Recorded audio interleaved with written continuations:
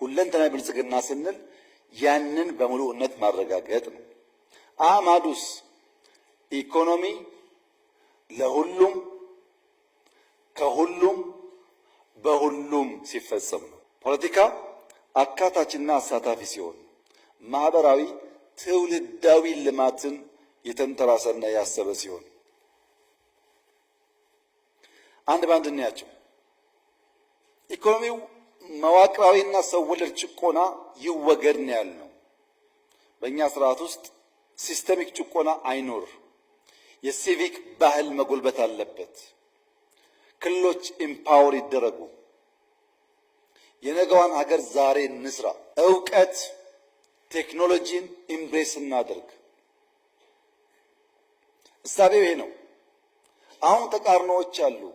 ለመልማት ማ ከለከለህ? ኦሮሚያ እኮ በእርሻ በጣም ተሻሽሏል። ማን ከለከለህ እንዳታርስ? መሬት የለም፣ ውሃ የለም። አዲስ አበባ ኮሪደር እኮ ሪቨር ሳይድ ተአምር ነው። ማን ከለከለ? ሪቨር የለም አንተ ጋር። you have to ask yourself ማን ከለከለ? ኢምፓወርድ ነህ። ክልል ላይ እንደፈለክ እንድትሰራ ኢምፓወርድ ነው። በቀና መንገድ ተወዳድረን ያለን ለማውጣት ነው የምንሰራው። ግን ፖሊሲው፣ አሰራሩ፣ ስልጠናው አንድ ነው። ልምዱ አንድ ነው። ለምሳሌ ከተማ ላይ ሰምታችሁ ሊሆን ይችላል። የከተማ ሀሳቤ ሲነሳ በኢትዮጵያ ያሉ ከተሞች ከንቲቦች እኔ ቢሮ መጥተው ከተማ እንዴት እንደሚሰራ እንዴት እንደሚመራ ገለጻ አቅርቤላቸው አሳይመንት ሰጥቻቸው ሄደው ከሆነ ጊዜ በኋላ አዲስ አበባ ደግሞ ስራ ሲጀምር ኮሪደር መጥተው ስንጀምር ጎብኝተው ከዛ ደግሞ የመጀመሪያው ኮሪደር ሲያልቅ ተጠርተው መጥተው እንዴት እንደተሰራ አይተው ነው ሄዱት። ማን ተማረ አላቅም። የምንጠብቀው ነገር ሁለንተናዊ ብልጽግና የምናስብ ከሆነ ለሁሉም ያስፈልጋል፣ ግን ከሁሉም ያስፈልጋል። መፍጠር ለሁላችንም የተፈቀደ ስለሆነ አትልማ የሚል ነገር ካለ ያን ጥያቄ ይነሳል። አቁም እኛ ሳንሰራ እንዳሰራ የሚል ነገር ካለ ችግር ነው። ኢኳል ኦፖርቹኒቲ ባለበት ቦታ ላይ ግን ፈጥረህ ከባቢ መቀየር የሁላችን ስራ መሆን አለበት እንጂ አንዱ አንዱን ጠብቆ አይሆንም። መነሻ ሐሳብ፣ መሻገሪያ ድልድይ፣ መዳረሻ ብልጽግና ካልን በኋላ ተሻጋሪው ማን ነው? ማን ነው የሚሻገረው? የሚሻገረው ትውልድ ነው። አንተ አይደለህም። ብልጽግናን የሚያጣጥመው ትውልድ ነው። ባለቤት እንዳለው ያንተ ሚናና ስራ ምን እንደሆነ ካወቅ እናሳካዋለን። ከተቀላቀለ ግን አናሳካው። ትውልድ ስንል አንደኛ ኢትዮጵያ ምን ትምሰል? ቢኮዝ የኢትዮጵያ መልክና ምሳሌ አከራካሪ አጨቃጫቂ ስለሆነ ብዙ ሐሳቦች የኢትዮጵያን ምስል በራሳቸው መንገድ ስለሚቀርጹ እና ግራ ስለሚያጋቡ ትውልዱ ኢትዮጵያ ምን አይነት መልክና ቅርጽ ይኑራት የሚለውን ጥያቄ ያነሳል። ሁለተኛ መንግስትስ ምን ይምሰል?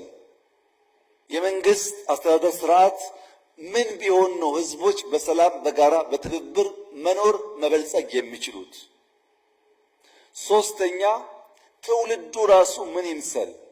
ልንገነባ የምንፈልገው ትውልድ ምን አይነት ነው? እየፈጠርን ያለነው ትውልድ ግለሰባዊ፣ ማህበረሰባዊ፣ ሀገራዊ፣ አህጉራዊ፣ ሉላዊ ማንነቱ ምን ይመስላል? እነዚህን ጥያቄዎች መመለስ ግድ ይላል።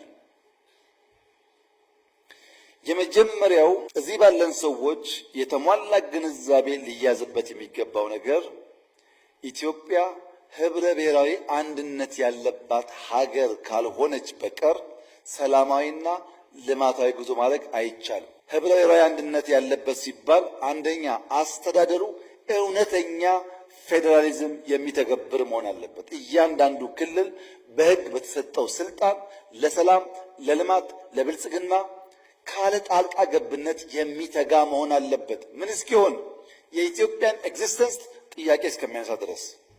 ሁለተኛ ቋንቋ ብዝሃ ልሳን የሚያስተናግድ መሆን አለበት። መልታይ ቋንቋ ተናጋሪዎች ባሉበት ሀገር ውስጥ እነዛን ኤምብሬስ ማድረግ ካልቻል በጋራ መቀጠል ያስቸግራል። ሁለት ሶስት ቋንቋ መልመድ ጠቀሜታውን ቅድም አንስቼላችኋል። ሶስተኛ ማንነቶች ብዝሃ ማንነት የሚያቅፍ መሆን አለበት።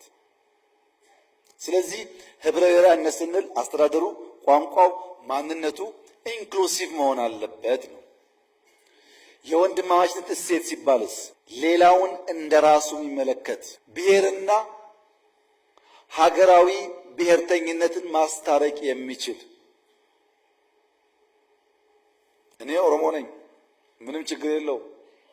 ኦሮሞነቴ ኢትዮጵያዊ መሆኔን የሚያሰቃየኝ መሆን የለበትም። እኔ ሰው ነኝ፣ እኔ አብይ ነኝ፣ እኔ ወንድ ነኝ። እነዚህ ማንነቶችን አስታርቄ መጓዝ የሚችል መሆን መቻል ይኖርብኛል። አንደኛው ገዝፎ ሌላውን በማኮስመን አብሮ መኖርን የሚያጠፋ እንዳይሆን መጠበቅ ያስፈልጋል።